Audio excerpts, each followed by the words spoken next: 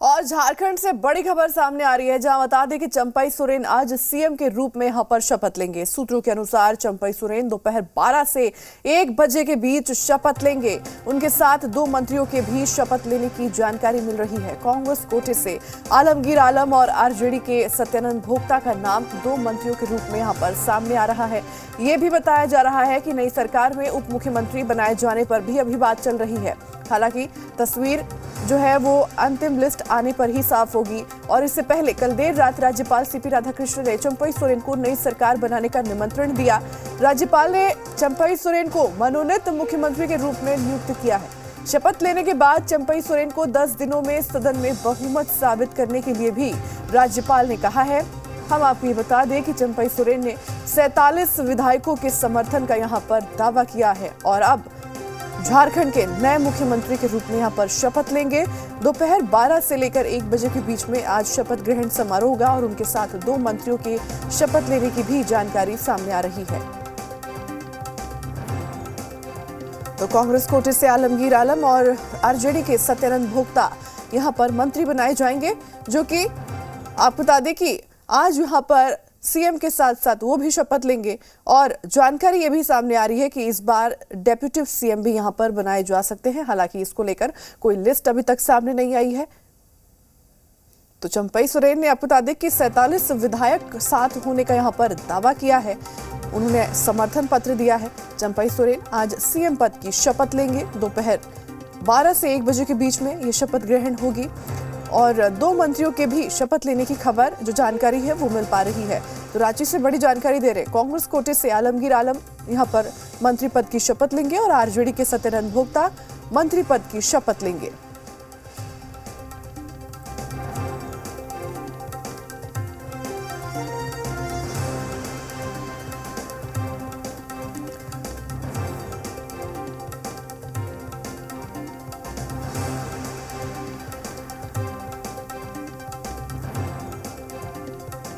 तो बड़ी जानकारी, बड़ी खबर आपको दे रहे हैं रांची से। इस वक्त की बड़ी खबर मिल रही है, जहां आप बता दें कि चंपई सोरेन आज मुख्यमंत्री पद की शपथ लेने वाले हैं।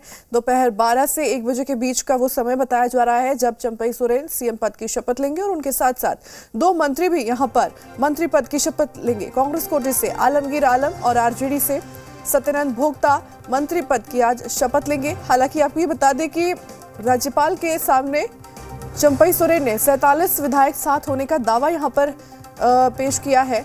समर्थन पत्र यहां पर सौंपा है और आज आपको बता दें कि आज चंपई सोरेन सीएम पद की शपथ ले लेंगे।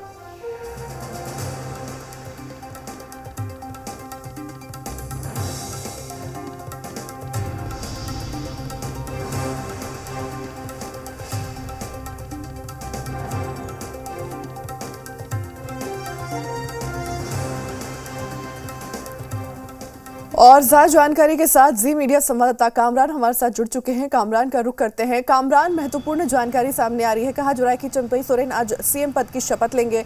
दोपहर 12 से 1 बजे का बीच का वो समय बताया गया है जब यहां पर वो शपथ लेंगे और उनके साथ 2 और मंत्री होंगे जो कि मंत्री पद की शपथ लेंगे।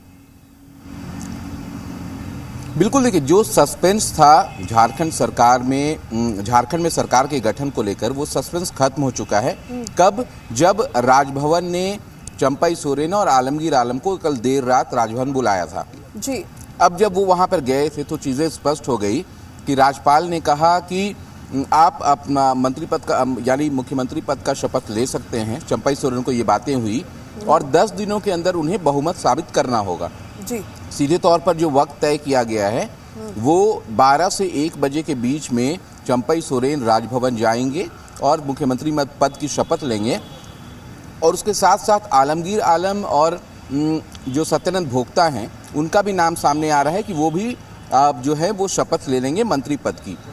हालांकि विभाग कौन सा होगा ये चीज़ें अभी तय नहीं हैं और मंत्रिमंडल में क्या फेरबदल होगा या फिर मंत्रिमंडल जो हेमंत कैबिनेट में थे वहीं रहेंगे, इस तमाम चीज़ों के लिए थोड़ा इंतज़ार करना पड़ेगा जी। लेकिन इतना साफ है जो सस्पेंस था सरकार गठन को लेकर वो सस्पेंस खत्म हो चुका है और आज 12 से 1 बजे के बीच चंपई सोरेन मुख्यमंत्री पद की शपथ लेते हुए नजर आएंगे जी। ठीक है कामरान, बने रहिए, अपडेट आपसे लेते रहेंगे। इस बीच एक और महत्वपूर्ण जानकारी सामने आ रही है। बड़ी खबर इस वक्त की अपने दर्शकों तक पहुंचा दे, जहां हेमंत सोरेन की ईडी के खिलाफ दायर याचिका पर आज सुप्रीम कोर्ट में सुनवाई होगी। और इसी को देखते हुए आपको बता दें कि झारखंड हाईकोर्ट ने हेमंत सोरेन की याचिका वापस कर दी है और इसके लिए कोर्ट से महाधिवक्ता ने याचिका वापस लेने का आग्रह किया था। आपको ये भी जानकारी दे दें कि ईडी की कार्रवाई के खिलाफ ये याचिका यहाँ पर दायर की गई है। प्रार्थी ने बताया है कि सुप्रीम कोर्ट में एसएलपी दाखिल हुई है और सुप्रीम कोर्ट में मामला सुनवाई के लिए सूचीबद्ध हुआ है। और ज्यादा जानकारी के साथ जी मीडिया संवाददाता अरविंद सिंह हमारे साथ जुड़ चुके हैं। अरविंद का यहाँ पर रुक करते हैं। अरविंद, हेमंत सोरेन की ईडी के खिलाफ दायर याचिका पर आज सुप्रीम कोर्ट में सुनवाई होने वाली है, कितना महत्वपूर्ण होने वाला है आज का दिन? देखिए, बिल्कुल बहुत अहम सुनवाई है और ठीक 10:30 बजे यानी अब से ठीक 22 मिनट के बाद justice Sanjiv Khanna, justice MM Sundaresh और जस्टिस बेला त्रिवेदी की जो बेंच है वो सुनवाई शुरू कर देगी हेमंत सोरेन की याचिका पर।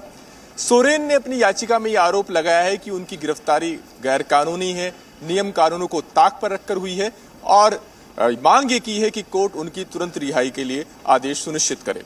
हेमंत सोरेन का ये आरोप है कि ईडी ने अपने अधिकार का दुरुपयोग किया है और ईडी केंद्र सरकार के इशारे पर काम कर रही है। याचिका में यहां तक आरोप लगाया गया है कि ये जो कार्रवाई हुई है वो केंद्र सरकार के इशारे पर झारखंड में एक लोकतांत्रिक तरीके से चुनी हुई सरकार को गिराने की साजिश है। और हेमंत सोरेन का ये भी कहना है कि जो 36 लाख की रिकवरी बताई गई है कि उनके दिल्ली स्थित आवास से हुई है, उसके चलते उनकी गिरफ्तारी का आधार नहीं बन जाता। हेमंत सोरेन का यह कहना है कि जिस परिसर से वो रिकवरी हुई है वो दरअसल झारखंड सरकार की लीज होल्ड प्रॉपर्टी है और उसके लिए कहीं कोई सर्च का नोटिस नहीं दिया गया। जब वहां से रिकवरी हुई उसकी कोई वीडियोग्राफी नहीं की गई और ईडी के पास ऐसा कोई सबूत नहीं है जिससे इस बात की तस्दीक हो सके कि जो 36 लाख की रिकवरी हुई है उसका संबंध अपराध से है। तो ऐसे में जो मनी लॉन्ड्रिंग का आरोप लगाया जा रहा है वो गलत है और ईडी ने अपने अधिकारों का दुरुपयोग किया है और कहीं ना कहीं ईडी की कार्रवाई राजनीति से प्रेरित है।